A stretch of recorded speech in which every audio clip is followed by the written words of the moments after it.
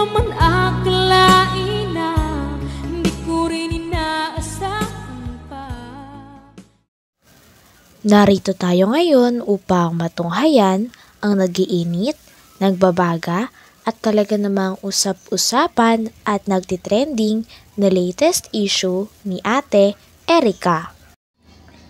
Sa pagpapatuloy ng ating istorya ay narito nga muli si Kalingap Val upang pag-usapan at upang maresolba ang problema ni Ate Erica sa pagitan ng kanyang lolo at ng mga pamilya na naiwan nila pagkatapos nilang magkaroon ng bahay at pera ng kanyang kapatid na si Sheila May. Dito nga sa sinasabi ng pinapanood ni Kuya Val ay nasilaw daw sa matatamis na salita at pangako ng mga sponsor si Ate Erica at ang kanyang ate. Okay. Nasilaw. Nasilaw talaga sila. Bakit biglang-biglang nagbago ang ihip ng hangin? Yun lang. Yun naman pala. Yun naman pala. Maaaring Oh, nasilaw sa nasilaw. matatamis na salita at pangako ni sponsor. Wala. Hindi po, totoo yan. Hindi po. Bakit po binawi ni Jun E ang kalahating milyon? Alam niyo kung bakit? Anong sabi ni tita? Kahut-hutang dila. Ano yung anong meaning niyan? Kahut-hutang dila, mga kalingap. Alam mo lang ipag lips to lips na yung dila ay pumulupot sa dila mo? Nasubukan niyo po yung ganun mga kaibigan? Halimbawa, asawa mo, nag-lips to lips ka, tapos yung dila niyo, pilip-pilip sa dila. Bastos ka. Yun lang ibig sabihin nun, kahit utong dila kayo. Masarap, matamis na pangungusap. Ginapang po ni Sheila May. Ayon kay tita, ginapang ni Sheila May si Jun E. Yung gapang na kahut-hutang dila. Parang mayroong pagnanasa. Alam mo yung ano mga kalingap, yung magang may konting yung may konting ano po, yung may konting yung inano mo siya, tawag dyan mga kalingap. Yung inaakit-akit mo, Jun E, halika rito, may tinanggal na ako rito. Yun ang kahut-hutang dila. Kasi pagka, Jun E, magandang araw po. Si Sheila May po ito. Sheila May, napatawag ka. Ay, Jun E, kunin mo yung pira ni ano doon. Ay, ako kay Kalingap Rob magpaano. Baka kulangin, baka yung perang kalating milyon, bawasan pa ni Kalingap Rob yun. Kunin mo doon. Hindi ganyan. Ang kahut-hutang dila, igwaning pag-aakit. Pang-aakit. Jun E? Si Sheila May ito. Ating gabi na, napatawag ka. Gusto ko mag-video call tayo. Ang pinaka-sinasabi nga lang ng video na ito na pinanood ni Kalingap Val ay talagang nasisilaw o naaakit lang si Ate Erica at ang kanyang ate sa mga pera na binibigay sa kanila ng mga sponsors. Kaya nga nagawa rin nilang iwan ang buong Kalingap at ang kanilang pamilya para sa pera at upang masolo nila ang mga ito. Nagli-lips to lips tayo. Ganun po yan, ha? Alam, Hmm. kung ubusin ni sponsor ang kanyang pera sa magkapatid na ito. Dito lang, ang highlight lang ng video ay napatunayan na talagang mahilig sila. Mahilig sila. O nasisilaw sila sa mga pangako o sa pera. Ang tanong! Ayun na guys, muli na babalik. Bakit po nakuha ni Sheila May si Jun E? Sino po ang unang nag-chat at naghanap ng account? Si Sheila May, si Erica o si Jun E? Kaya mong sagutin yan.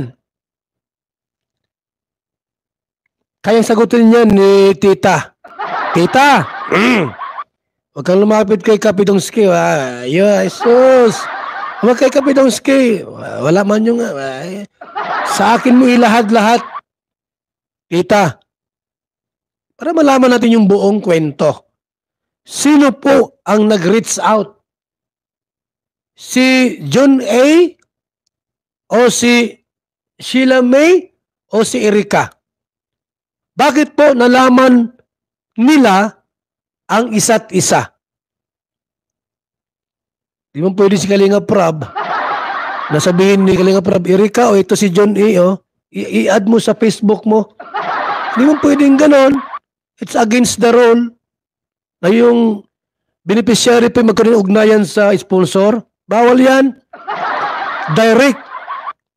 Na yung sponsor po magdirekta doon sa beneficiary, bawal po yan. Matik po, alisin namin sa Kalingap yan. Bawal po yan. So, ibig sabihin po, sino kaya yung unang nag-reach out?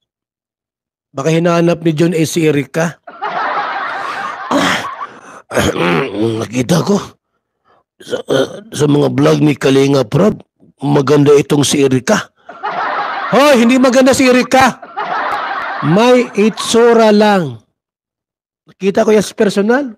Sus! May itsura. Pero hindi maganda po. Dahil sa nangyari na sabuatan nila Ate Erica at ng malaking sponsor na binawi ang pera kay Kalinga Prab na dinonate niya na si Sir John A, ay nagtataka ngayon si Kalingap Val. So sino nga ba ang pinakaunang nag-reach out sa kanilang dalawa? Si Sir John A kayang nag-reach out kila Ate Erica dahil may gusto siya dito? O baka naman sila Ate Erica at ang kanyang kapatid dahil nangangailangan sila ng pera? Sponsor? Bawal yan. Direct. Na yung sponsor po magdirekta doon sa beneficiary, bawal po yan. Matik po, alisin namin sa Kalingap yan. Bawal po yan. So, ibig sabihin po, sino kaya yung unang nag-reach out? Baka hinahanap ni John A. si Erica? Nakita ko sa mga vlog ni Kalinga Prab, maganda itong si Erica. Hoy, hindi maganda si Erica. May itsura lang. Nakita ko yan sa personal. Sus! May itsura. Pero hindi maganda po. Hindi nga ako naakit. Hindi ako naakit. Kasi kung maganda yan, maakit niya ako. Wala man lang. Walang kaapil-apil. Si Sheila may mataba pa. Ang maganda po si Beyonce. Tanda ni Beyonce. Na-inlove ako kay Beyonce. Ido! Ninong ako ha, para maisayaw ko si Beyonce. Ido! Ha? Pag may birthday, isayaw ko yan ha. Huwag mong suluhin si Beyonce. Sayaw lang naman. Pero si Erica, di bali na. Sus, masayaw? So, di bali na po. Sabi ni John, kailangan ko makilala si ano. Ha? Ngayon, nagsisisi ka na. 100% po. Nagsisisi na po si John A. Yung bayot na ito. Nagsisi na po ang Kalinga po niya. Sa bahay nagmumukmok ko.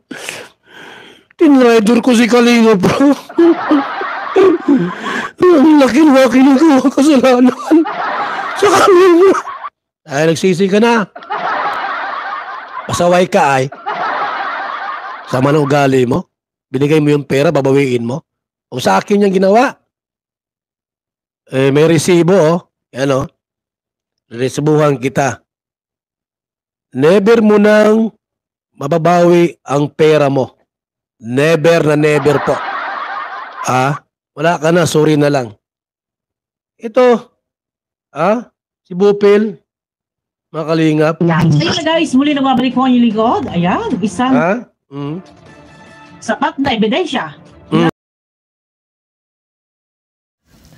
Hanggang dito na lamang muna ang ating nag-iinit, nagbabaga, pinag-uusapan at talaga namang nagtitrending na latest issue ni Ate Erica. Maraming salamat sa inyong panonood. Hanggang sa muli. Bye!